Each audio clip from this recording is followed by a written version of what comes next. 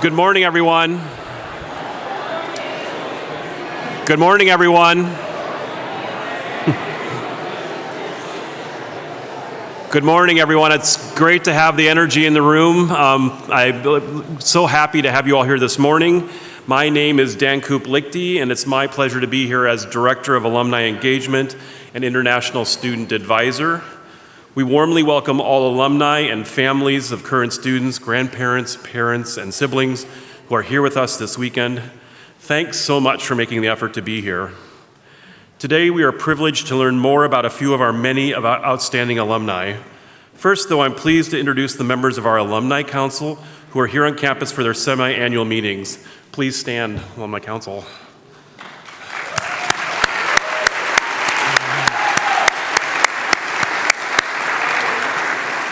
I want to especially note that the GC student body is represented on the Alumni Council this year by Wendo Casilla.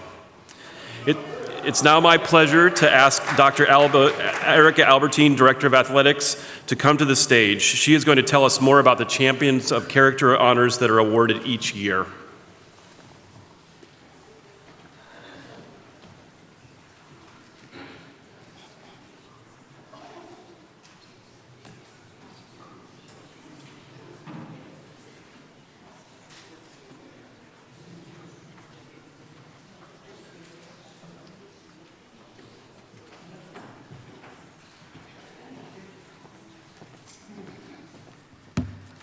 Good morning, everyone. Like Dan said, my name is Dr. Erica Albertine, the Director of Athletics here at Goshen College. And I have the honor of introducing our two Champions of Character Award winners. So we're very excited this year for Jason Potsander, a grad from 2001. He's the Dr. Roman Gingerich Champions of Character winner. And he will be able to share some more of his story, and we're excited to introduce him more at the Champions of Character reception tomorrow afternoon. Secondly, we have Katie Sowers, a grad from 2009, and she is the Dr. Ruth Gunden Champions of Character Award winner for this year. And she'll also have time tomorrow to discuss and talk about and share her story for us. So those are our two Champions of Character winners, and let's give them both a round of applause.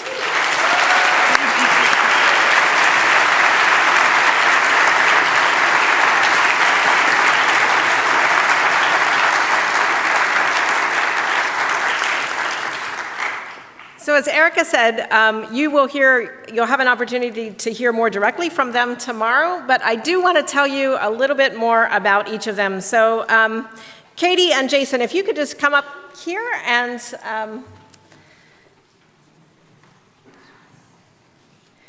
let me say a little bit about why these are our Champions of Character awardees for 2022.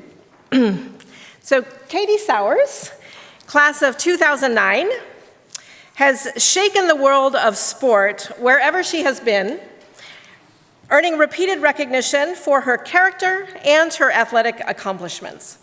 Sports have always been an important part of Katie's life, and she has played a lot of them, from basketball to volleyball, track and field, softball, soccer, and football. Katie started her collegiate career at Heston College in Kansas before transferring to GC and becoming a Maple Leaf. She played on her basketball team, 2 seasons on the track and field team, and she played soccer for 1 year here at Goshen. She was an NAIA scholar athlete all 3 years at Goshen, and she holds the GC record for javelin throw at 132 feet and 9 inches.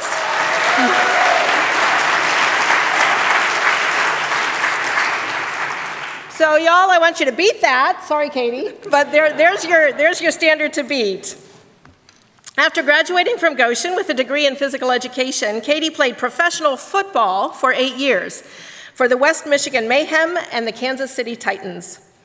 She was the MVP with the United States Women's National American Football Team at the 2013 International Federation of the American Football Women's World Championship. Katie then worked her way into the NFL, first as an intern with the Atlanta Falcons, and then as offensive assistant coach with the San Francisco 49ers. She was only the second woman to hold a full-time NFL coaching position, and she's the first openly gay coach in the NFL, helping to lead the 49ers to the Super Bowl in 2020.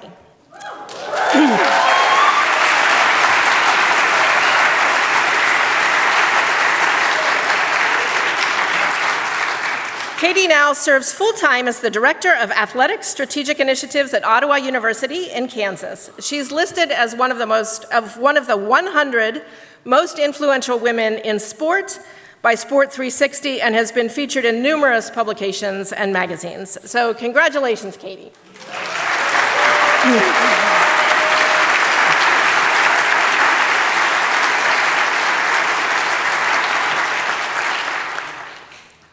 Jason Potsander, class of 2001, grew up in Wellman, Iowa. He competed in cross country and track at Iowa Mennonite School, which is now Hillcrest Academy. And as a high schooler, he completed the Register's annual Great Bike Ride across Iowa 3 times. Jason was attracted to Goshen College because he sensed it was a place where he could ask questions about things that matter to him. As a Maple Leaf, he competed in cross country and track. He led Bible studies and was active and supportive in the International Students Club. Jason, who lives in Goshen with his wife, Heather Graber Potsander, and their 3 children who are here, has been an elementary school teacher for 21 years. He also enjoys competing at the highest levels in running, triathlons, swimming, and bicycling events in all types of weather conditions. And some of the most impressive accomplishments in Jason's life have come recently after his diagnosis of stage 4 pancreatic cancer, and in the midst of many cycles of chemotherapy. His sporting events have included gravel courses and tandem mountain biking. And in 2020, he completed an Everest bike ride in under 24 hours, continuously riding up and down a hill until reaching the equivalent height of Mount Everest's summit, more than 29,000 feet.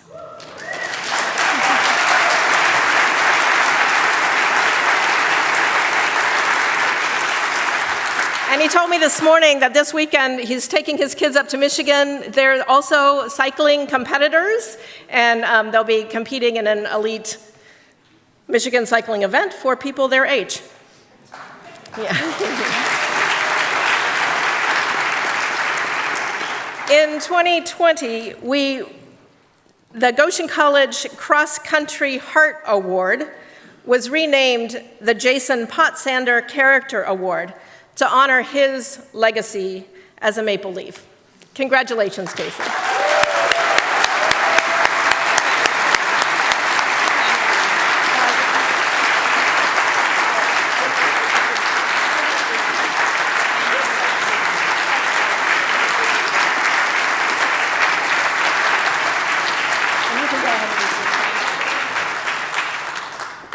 Again, Katie and Jason will speak at the Champions of Character reception, which is tomorrow at noon in the Church Fellowship Hall. I'd now like to invite Gretchen Nice, who is our Alumni Council Chair, to come up and just say a bit about the Culture First Service and Young Alumni Awards.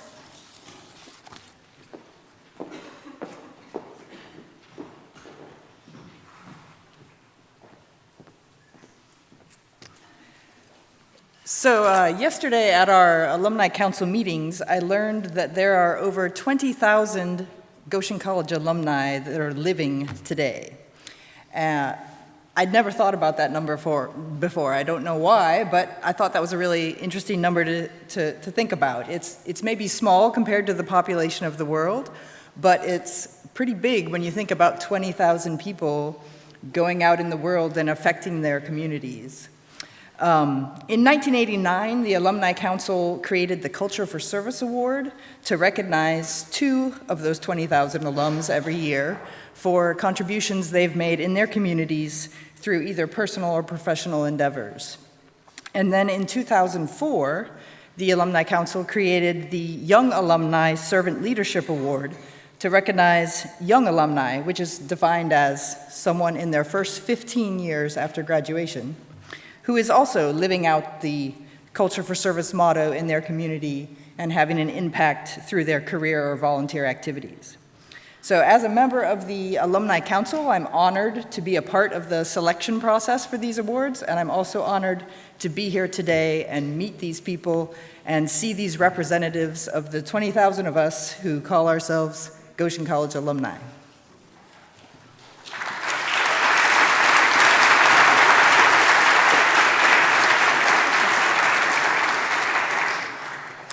So next I have the honor to introduce this year's winner of the Young Alumni Servant Leadership Award, and that is Mr. Stefon Luckey.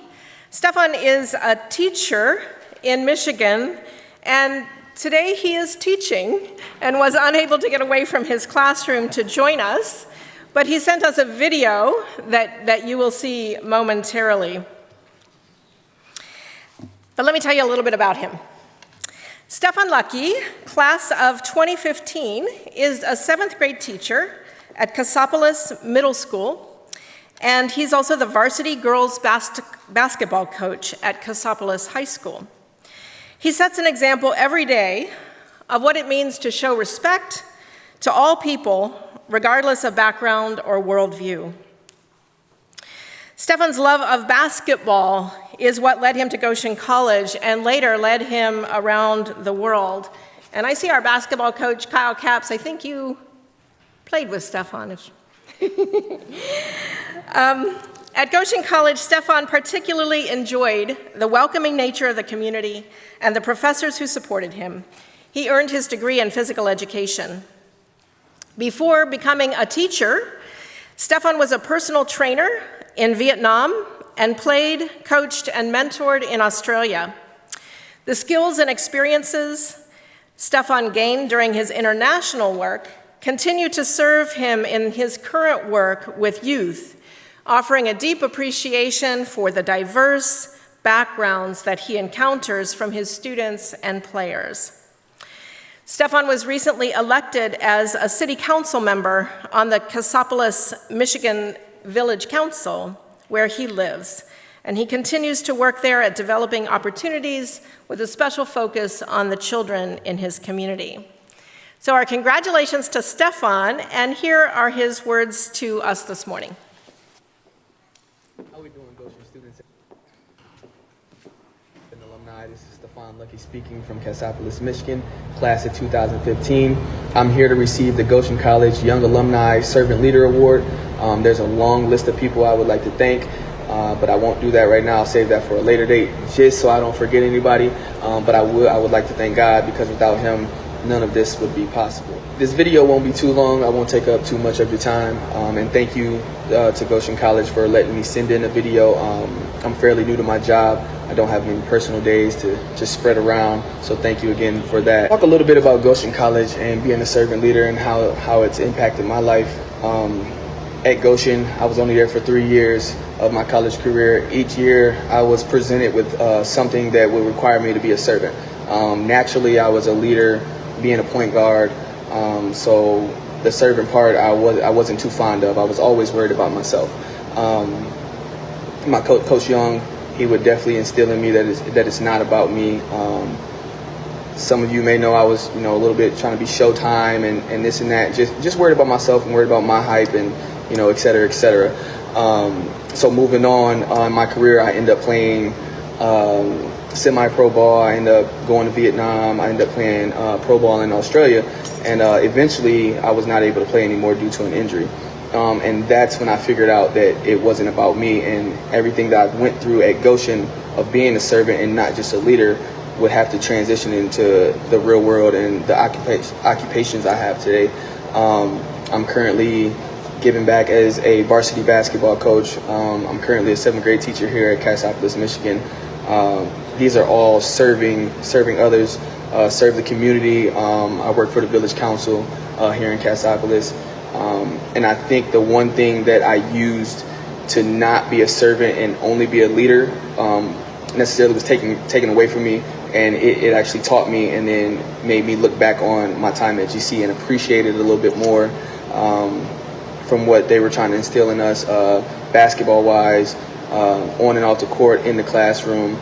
Professor Dean Rhodes, he never gave up on me with Spanish. I'm a horrible Spanish speaker till this day. I'm sorry about that. I still don't know how to speak Spanish. Coach Young, Coach Hunt, even my teammates, Coach Kyle Capps, Trevor Commissaires, Jerron, they always, push me to be a better man. And I just realized that being a servant would outweigh, I would need that too to connect with being a leader. And with that said, I have a quote from Kyle Capps, and this is before I received the award. I was scrolling on Instagram and ended up screenshotting it, and he knows I have it. So it says, "When you serve for others, sometimes it burns you. Most of the time, you reap the reward. So just continue being a servant leader that you are. The good outweighs the bad." So with that said, no matter what, most of the time you may or may not receive the benefits from being a servant leader.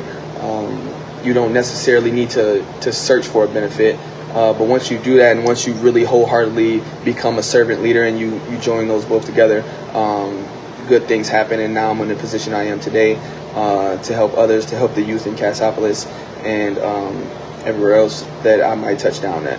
So yet again, I thank you, Goshen College, for accepting me for this award. I will be on campus on Saturday. Unfortunately, I couldn't make it today. Sorry about that. But yet again, thank you.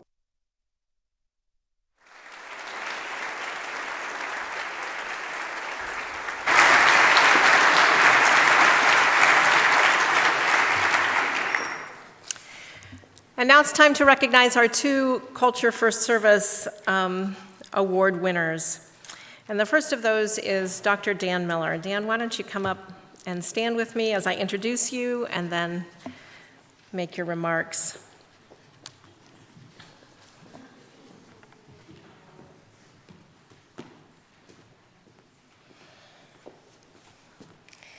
And Dan's here with a couple of pews of Millers down there. It's great to see. As a doctor and business leader, Dr. Dan Miller, class of 1961, has spent over 60 years building a life focused on faith through action and service. While studying at Goshen College, Dan became involved with various groups that helped deepen his faith and introduce him to the intersections of faith and science. His experiences with his peers and his environment helps him to refine what it means to live a Christian life and provided new definitions and examples of service to the community. He eventually decided to pursue a pre-med degree here at Goshen. And after he graduated, he went on and became a medical doctor. He returned to his home community of beautiful rural Holmes County, Ohio, where he opened a family practice and became trusted and beloved by his community. Over the years, as the medical needs of the community grew, he brought 5 new medical practitioners to the county. When Dr. Dan retired after 40 years, he went on to serve on the boards of the Mennonite Economic Development Association, Commercial Savings Bank, and Dutchman Hospitality Group. Dan has a faithful heart for God, for his family, and for people in need. Dan and his wife, Mary, reside in Walnut Creek, Ohio. They have 4 children, all here, and 10 grandchildren. Congratulations, Dan. Thank you.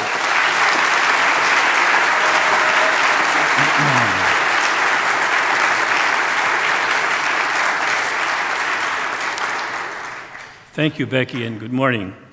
First of all, I'd like to introduce people that have been a very critical part of my journey, and that is our family.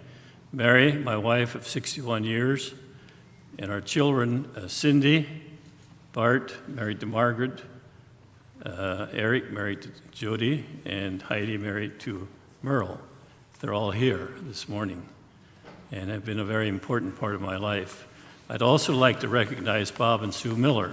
They've been business partners of ours for many years, and they have established an example of how business can be a servant model in their leadership up at Middlebury, which is close to here. I came to Goshen 65 years ago, September 1957. I had just graduated from high school, a small rural high school. I always wanted to be a medical doctor. I enjoyed science. I took every science course that the high school offered, which was 1 year of biology. So I had math through geometry. So I came to Goshen, enrolled as a pre-med student, and I soon found out that some things had to happen to make that possible. A lot of the freshman chemistry students had at least 2 years of chemistry, and it was tough. But there were two areas that got to be so important at Goshen College. One was we had called a Young People's Christian Association, and it allowed students to develop leadership abilities, but more importantly, it encouraged students to gather in what we would call today cell groups. Students would get together, they'd have prayer meetings, they would discuss vital issues, and it was a community within the college community. And when you think of that, that's something that you use the rest of your life, the importance of community. The other thing was the professors. We had professors that were extremely available, that they were accessible, and they were good role models. And I could speak a long time about that, but education consists of two parts. One is learning facts and figures, and the other is how to apply that to one's own personal life. So we had professors who did just that. J. Lawrence Burkholder taught Introduction to Philosophy, and he taught us all the thinking of the great philosophers, but then he spent at least 2 periods saying how those aspects of different philosophers fitted into his Christian philosophy. Frank Bishop taught us what evolution was all about, and then spent time telling us how parts of that were probably true, but other parts were in conflict with the biblical creation story. John Oyer taught history from a Christian perspective. So my years at Goshen College were probably the most influential and formative years in my life. And after I got out of Goshen College, I was admitted to my first choice medical school, which was Ohio State University. Mary and I got married just before medical school. We moved to Columbus, Ohio, and at the end of that, it was during the Vietnam War, and many Mennonite doctors, because they were conscientious objectors, would serve time in Puerto Rico or India or Africa. But we were called to come back to Holmes County. The officer that called said, "We need you here. Holmes County is considered a medical indigent county, and if you come here, you don't have to worry about the draft." So that seemed to be a door that opened, and we took advantage of it. Now, Holmes County, Ohio, has a large Amish population, and so what does that mean in a solo rural practice? Well, to me, it meant being on call 24/7 to take care of patients who got sick or had accidents when you weren't in the office. It meant being available at 2 o'clock in the morning when it seemed almost all women wanted to have their babies. It meant making a lot of house calls. It meant serving on the county health board for many years. It meant educating patients that depression and diseases such as bipolar disease were not the results of a lack of faith, but they had a biological cause. It meant working with local officials to help parents become educated about drug use and abuse among among youth. After I retired from medicine, after 40 years, I became more involved in our family-owned hospitality company. And there again, the opportunities of service are ever present, providing both for your employees as well as your guests. So I have what I would advise for students today is the following. Don't give up your idealism. We need more of that in our world today. Take full advantage of the opportunities you have at Goshen College to further your idea of how to serve others. SST was not here when I was here. It came afterwards, but again, a tremendous opportunity to learn about serving others. Allow the Lord to lead your life by going through open doors and accepting doors that close. I think that's the story of our life. It makes life a lot less stressful if you realize that you are not in charge, but let the Lord be in charge. Somebody said that the Lord never closes a door, that he doesn't open another door. I think that's probably true. And serve others regardless of where God leads you. I like the quote from Albert Einstein, "Only a life living in the service of others is worth living." A lot of truth to that. Another face of service that we often don't recognize is giving back. Our lives have been enriched by giving back to Goshen College, some of our resources. It's giving for the purpose of young people, which is really the future. We're history, basically. Finally, I'd like to thank Goshen College for honoring me with this recognition. It means a lot to me and the family. And be assured that the motto, Culture for Service, is as important today as it was 65 years ago. Thank you.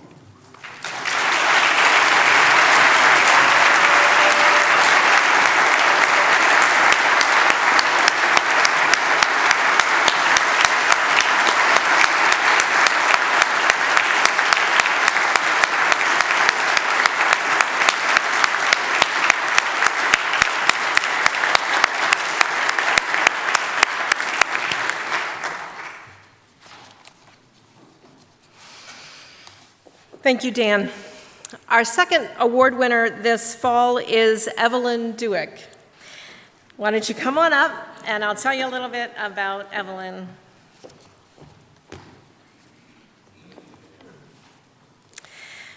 Evelyn Dueck, class of 1981, is a catalyst for positive change and community engagement in her hometown of Berlin, Massachusetts.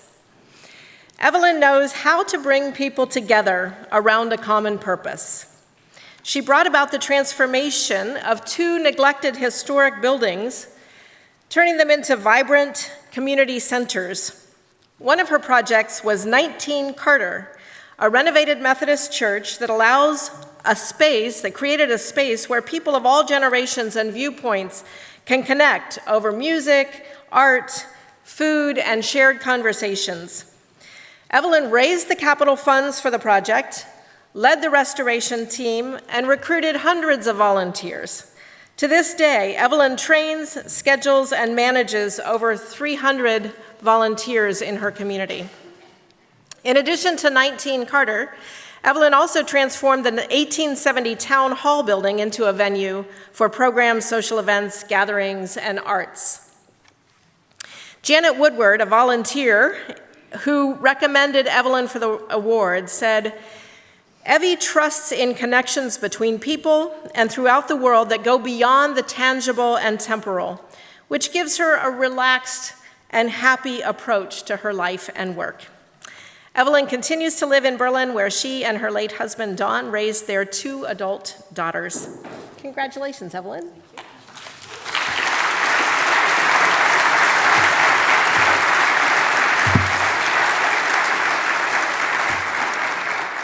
Thank you very much. Happy to be here. Can everybody hear me? I have to learn this new system. Yes, it's great. All this technology here, it wasn't here when I grew up. It's great though, huh? So thank you very much for the award. I'm honored and privileged to be here. When I left here after going to Goshen College, I have not really been back much. So it's really fun to be here and see all the changes and yet see all the sameness because I grew up in this church. And spoiler alert, I'm going to show a picture of some Sunday school girls sitting right back there. Anyway, so the reason I got this award is because I took I was involved with 2 historic buildings in my town center. So I live in Berlin, Massachusetts, and it has 3,000 people in it. So it's a small town, and it has a cute New England look to it. In the center of town is a big white church, and then it's a triangle, and then there's historic buildings around the outside. So in that little circle, there were 2 condemned buildings. And I got on the committee to restore the 1870 town hall, and we fixed that up, and it was used for events and contra dances and theater groups, and by the time we were done, it was filled with about 300 events a year, which was very exciting. It was really building on what had been done before.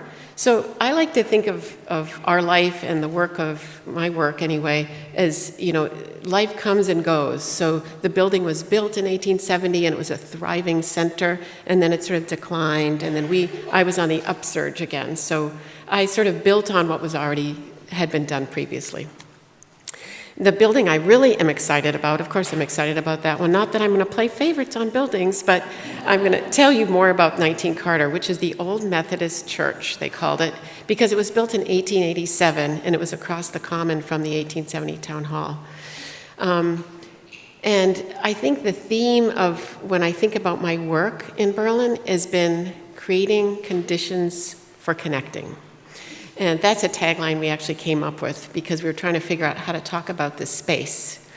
Don't know if any of you have heard, but in Britain, they've established a chair of the, whatever you call it, government chair on loneliness. I don't know if you've heard of that. There's actually a person that pays attention to the people that are lonely in Britain. So that's sort of a problem I think we have in our culture. Many people are lonely if you don't go to a church, or there's a lot of clubs that aren't around anymore. So we address that with 19 Carter. It's like an antidote to loneliness. So let me tell you about it. And before I start with a little slideshow, because of course pictures are so much more fun than just talking, let me just say that this award really goes to, obviously I'm taking the award, I was the leader, I know I'm important, but it's really not about me. It's about this project, and it's about the literally hundreds of people that have made it happen. So I consider myself the catalyst, I'm the leader. I sort of joke I'm the benevolent dictator, so I do have some power, but you can't do this kind of project without literally hundreds of people. All right, so let's start with this slideshow. There we go. So this is how it looks now. We're starting with the now. And I have books that I'll tell you about in a minute. All right, let's not get off track. All right, here we go. Oh, there it is. So we started with it looking like this. So you can imagine, it's cute, isn't it? If this is in your town center, you'd be like, can't we fix that up? Why don't we do something? And since I had done some work at the 1870 town hall, a lot of people came to me and said, Evie, come on, think of something. And I couldn't think of anything for a long time. We all agreed that the building was worth restoring, and that's very enjoyable. Restoring a beautiful historic building, love it. But once it's restored, what's the point? If it's a museum, great, but how many museums do you need? So it took a while, but we finally figured it out. And it sort of came to me, and we can use words like vision or whatever, but it came to me that what we needed in Berlin was a place to gather, a place that was open all the time, a place that welcomed everyone, and I sort of spun off this idea of how to use the building. So we formed a nonprofit, we bought the building, and we started talking to the community. This is the lower level, and it's actually cleaned up. So I didn't bring an original picture, but you probably can't tell, but basically the foundation was buckling. So we had to take out the foundation completely, raise the building up, and pour a new foundation, which seemed daunting to many people. And as I look back, I think, oh my God, that was a lot of work.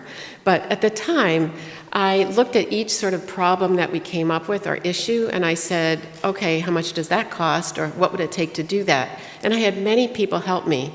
So the beginning stages, the beginning couple years, I worked with builders and construction people and foundation people, and I asked them the question, is it worth restoring this building? I also met with donors to say, if we restored this building, could you throw some money our way? Not an important thing to do. So back to the vision. I had the idea that it would look like this, that we'd sit around playing games, and we'd have art on the walls, and the vision just sort of grew. We would have a place that you could buy art, local artists could sell their art. We would be open every day, 9 to 5. We would be run by volunteers. We would have a cup of tea all the time there. Tea, coffee, people would bring snacks. We could do ping pong, we could do foosball. I knew, it sort of kept growing, this place. And as I talked about it, people would add things. We could do this, we could do that. But what happened was people said, we love the building. It's so cute. We're so happy that you're going to restore the building. But they said, why would anybody go? And even though I was enthusiastic like I am now, talking about it, nobody was doing what we ended up doing. And so they couldn't understand why anybody would go to a place like that. It's sort of like a coffee shop, sort of like an art center. Anyway, I said, it's okay, it may work, it may not work, but we got some people invested in the beginning. So this is what it looked like when we started, took out the foundation and raised it up. And that was the biggest problem with the building, really, was that the foundation was buckled. So I think once people saw that we lifted it up and we poured the new foundation, then they began to believe a little bit more, like, okay, I think this could happen. But it really took quite a while. We bought it in 2011, and it wasn't until really 2017 that we had finished it. So it was a number of years. And there's the new foundation, and we built an addition. So, I had the privilege to work with just brilliant creative people. I had a great architect that figured out how to do, now I can talk about this for hours, so I'm going to try to, I have 6 minutes. I think I'm close to the end, right? Yes. Okay. So I'm not going to tell you about all the great things. I'm just going to say, look at this great thing. Okay, next. Sorry. Okay, so here's a great before and after picture, right? So on the left, you can see that's what it looked like when we bought it, or when we cleaned it up a little. And on the right is the way it looks filled with people. So now, this is, fast forward to all the work that we did. You can see that we have work parties. So the picture on the left is all the people that gather together to work on the yard, the grounds, to cleaning, many, many people. And on the right, we have a great Manoj who's taught like 4 sold-out cooking classes, Indian cooking classes. So, it's just filled with activity now.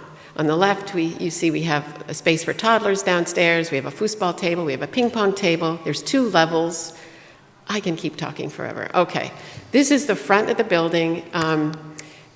Basically 2 years before COVID, we were open full time. Then COVID crunched us a little, and then now we're back, and we're at pre-COVID levels. So we're open, 43 hours a week, plus 2 or 3 nights a week. We run by volunteers.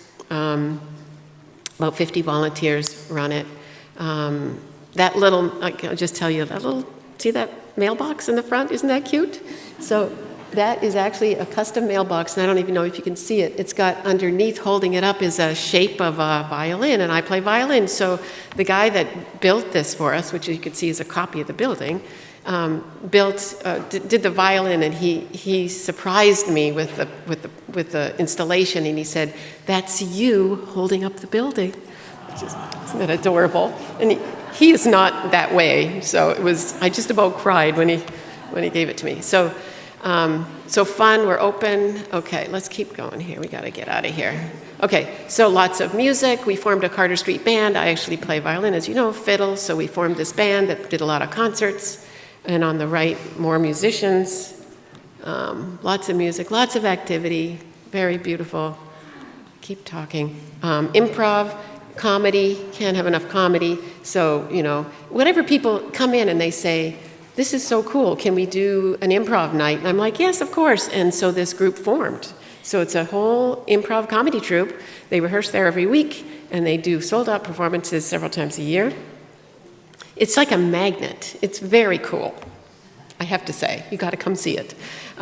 So outside, we just 2 years ago finished the outside. So now we have outdoor concerts. This past summer, we had 11 outdoor concerts. In 2020, we had 16, which was COVID time, right? So it was perfect because people could come see live music. Musicians were just begging to come. They could perform. And so it was very cool that we could do that because we couldn't be inside. And on the right, you can just see a little bit of the outside. We got an award for that because it's such a gorgeous site. And that was, not me. It was one of our garden design people. It's just a fabulous place. And here's our Sunday school girls. Look at them. So, I know, I've got to finish. Okay, so this is the last slide pretty much. So just so you know, these 5 women and I, and there's 8 of us that meet every other year because we grew up in this church. We went to Sunday school here all through elementary school and high school. And so we get together every 2 years for a reunion, and they came to one of my concerts. And so this is part of our marketing materials. And I said, we're going to use this at the Goshen College Award ceremony. So Karen and Trish can be embarrassed. No, they're not embarrassed. Okay, so this is the final slide. And now to just quit the talk, I'm going to just show and tell.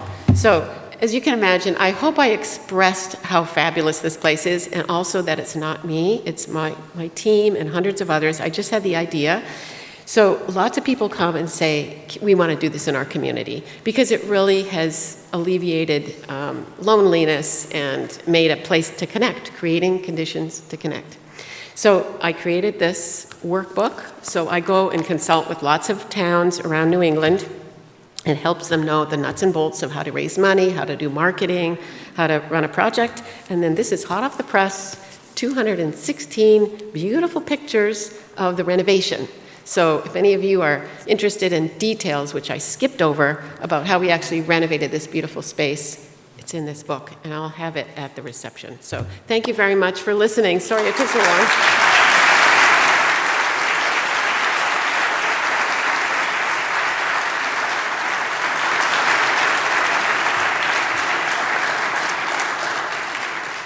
Thank you very much. It's such an honor to be involved in an event like this and be among people who have done so much to live our institutional values and who have served with such distinction here, in their home communities, and around the world.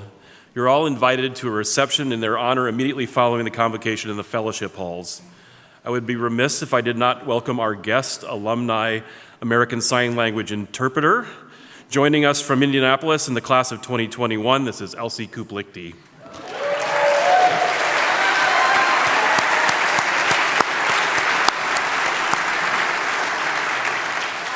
At this time, I invite Jason Samuel, class of 1993, up to the stage for a special announcement, and then Dr. Scott Hostetler, class of 1997, who will lead us in the singing of the Goshen College alma mater.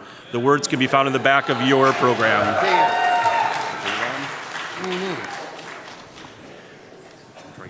Try again. Can everybody hear me? Okay, hey everybody.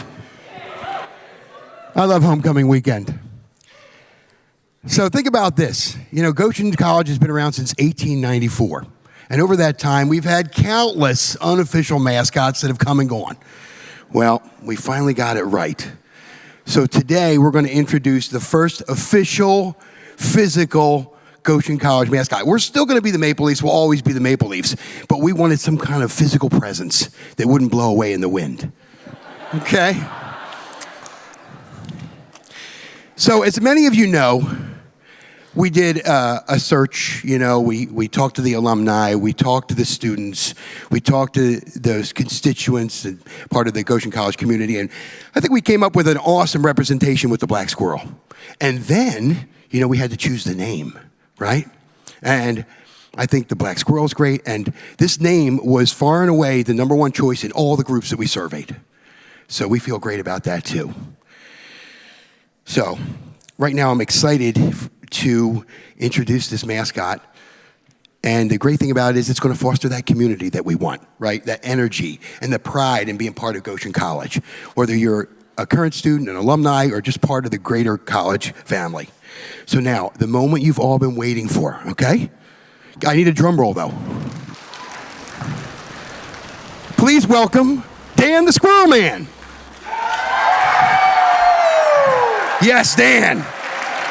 Okay, just kidding. But the great thing is we wanted to give Dan a chance to thank him for all the work he did as the unofficial mascot over the last year, right? And give him a chance to retire in style, right? With a true sense. And the great thing is, Dan's going to be around for a little bit longer to show our new squirrel mascot the ropes, okay? All right, now, here's what we really need to do. All right? I need you to give me a real drum roll for the real new squirrel. All right, everybody. Our new mascot, Dash the Squirrel.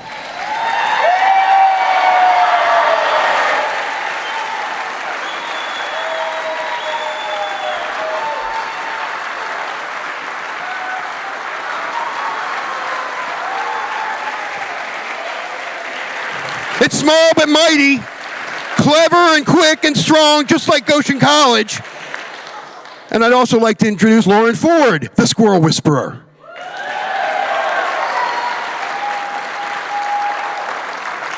Thanks, everybody, for coming out. If you want pictures with Dash, Dash will be available as soon as you're out of here. And if you want to meet Dash or see Dash in action, come down to First Fridays tonight. Also, the food trucks tomorrow around lunchtime, and at the men's soccer game on campus in the afternoon. Happy homecoming weekend.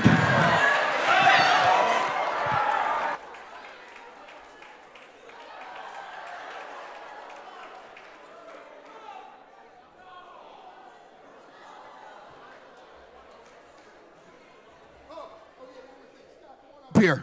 We got to do the alma mater. I got to finish my job.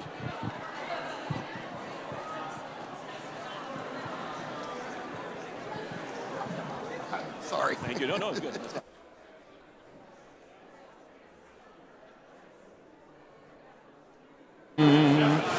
There's a spot in Indiana where the leafy maple grows. 'Tis our dear beloved city where the Elkhart River flows. 'Tis a spot we love most dearly. 'Tis a spot we'll cherish more.